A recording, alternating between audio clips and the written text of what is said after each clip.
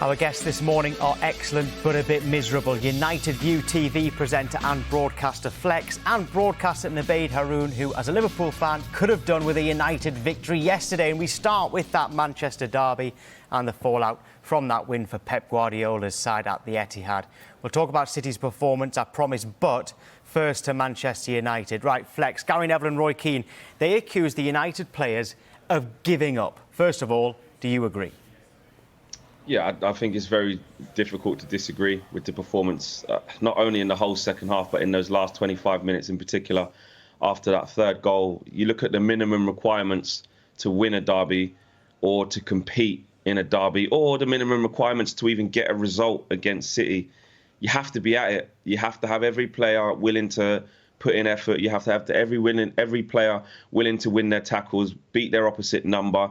And teams have actually been doing that of late against City in the last couple of games they've had in the Premier League and in Everton and Spurs. They've shown a way of playing. And for Manchester United, it just went from bad to worse. It was almost like a school playground where the infants are coming out and trying to play against the juniors. That's you know, or the year sevens who have just arrived straight out of year six trying to play against the year 11s. That's honestly what it was like. And you know, we lost 2-0 against City earlier in the season, and it was embarrassing, and that felt like a 5-0. But the manner of the defeat, of how it ended up panning out, was probably more embarrassing. And I think that there's one thing of tactics maybe not quite going right. We can talk a little bit about that, about what Ralf Rangnick was trying to do, and it may have worked for some parts. But once the third goal comes in, it then becomes about personal pride. It then becomes about how much you've got in the tank as a player, mentality-wise, to give a good account of yourself, knowing that you're 2 goals down and still believing. And I didn't see that from us yesterday at all. It was a complete capitulation. Nubaid, agree with what Flex is saying there about United? Yeah, absolutely nailed on. I couldn't have said it better myself. I think I was watching the game and I was just puzzled. It was one of those where you sort of watch the second half and you're thinking, you know, United's still fighting for top 4. We've seen City, I wouldn't say get rattled, but be put in more trouble really against lesser sides. So you're kind of hoping with the talent that United have on the pitch that they're going to make City work for the win. In the second half, City had 79% possession. United made 9 tackles, and not to go old-fashioned, but just put a foot in. I was just watching the game and I was thinking, all right, De Bruyne has got 10 minutes on the ball there. Someone close him down, take him out. Obviously not to injure him, but just do something. It was almost one of those where you kind of sat watching thinking, you know, at some point United are going to eventually get going in the second half. But it almost felt like United were quite happy to lose in the end, which is like, it's unacceptable, let alone in a derby, in any football match in the Premier League, considering what's at stake. It wasn't a case of United were doing Liverpool a favour or anything like that by winning, and so they sort of went, no, this isn't for us. They are still fighting for the top 4, and they need to keep fighting for the top 4. It was just such a bizarre second half. Yeah, it was quite interesting. The game before, Watford went 3-0 down against Arsenal and just went for it. And OK, they still lost, but they got back into it 3-2 and were still in the game in stoppage time. But Flex, you tweeted after the game that it was embarrassing. What specifically made you feel like that? The way there's ways to lose a football match, and that's what I mean. I think fans can accept losing any football match. No one's got a divine right to win, especially away against City. It's a very, very difficult place to go.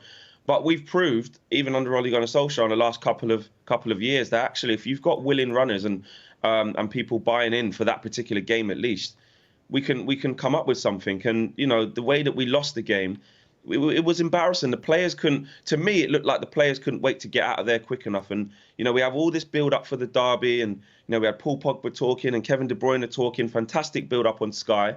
To be fair, another team, just any other team, just rocking up at City. I don't think City or City's fans treated this like a derby. City just thought, wow, I can't believe how poor this Manchester United team are. And once it got to 3-1, they literally could not wait to get out the Etihad quick enough. And you know what? Scott McTominay came out at the end of the game, and he had a particularly poor game as well. And he will know that. He was part of that bad performance. But you know, the way he spoke, it spoke volumes for what's going on at Manchester United. I thought he handled that difficult interview really, really well, considering he had a bad game himself, as well as many others. But that's why I tweeted it was embarrassing, because you're going into a derby game and there's a way to lose a game. At one point in that game, in a 15-minute spell, Manchester City had 92% possession.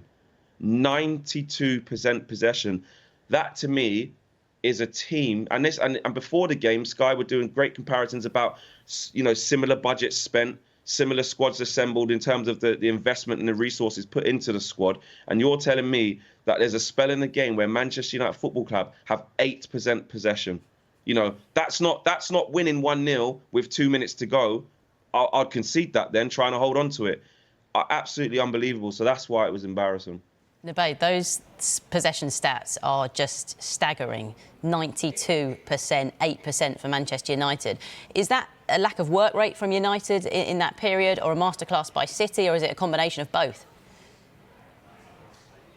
As much as I want to praise Manchester City, I've seen Manchester City do this to so many different teams over the years, not ever to that extent. I don't think I've ever seen Manchester City dominate a game for that long a period. 1/3 of the second half was dominated by City to such an extent where Manchester United literally just couldn't get the ball back. I don't think I've ever seen that in Pep's reign in the Premier League. And one of the stats that really stood out to me, I saw Rashford and Lingard come on, I think 65th minute roughly, and I thought, they're going to add something. They're going to get the defenders turning. They're going to challenge them into the channels. They're going to get the ball, basically. Between the two of them, they played 5 successful passes in that period they came on. That's simply not good enough. It just meant that it was just showing that United can't keep the ball. And the 4th goal actually comes from De Gea giving it to McTominay, who had so much time, and not to just go after McTominay, but it goes backwards to Lindelof and then to De Gea again, and eventually ends up in the Manchester United goal. That goal epitomised that second half where United weren't running, first of all, then they couldn't keep the ball, and then City have quality footballers, but I still feel like City played in first gear for all of the second half practically, and still won that game 4-1. Flex, what's changed for better or for worse, or if anything's changed, since they replaced Solskjaer with Rangnick? Not a lot's changed. The only thing that's happened is there's more light shed on what's fundamentally wrong at the football club. It's exposed the football club and the runnings of the football club, the structure of the football club, the playing staff, the players. It's exposed what was wrong. That's not to say, I don't like getting into this, maybe Ollie shouldn't have lost his job, etc., etc. At the end of the day, results dictate what happens to the manager, and that was the correct decision. But also, every Manchester United fan would have known that it wasn't just on Ollie. You look at the managers that we've had, you look at the team that we've assembled, and you look at the way that Liverpool have made decisions, the way Chelsea have made decisions, obviously Manchester City, and now Arsenal. You look at the way that those teams have moved in the right direction, got the right people in the right areas of the football club, making the right decisions. They're leaving us behind. And I think actually at face value, we can look at it and say player for player and stylistically, we're miles behind City and Chelsea and Liverpool, etc. But actually what's come to light, and which we've known for a little while, but what was more evident from yesterday's game is how far we are structurally as a football entity, as an institution. It's broken. It really is broken. And that's the task of the new manager. That's the task of Richard Arnold, the new CEO. It's a mammoth task. Roy Keane was talking about how important it is to get the right man in at this job, at this club at the moment. So to answer your question, Tom, not a lot has changed in terms of the play on the pitch. If not, it's just the same. Ralf Rangnick has tried. I've liked some of the things he's tried to do. He tried to tactically affect that game yesterday. And for a little part of the first half, some may argue all of it. I say probably up until we scored, and then after that there was nothing.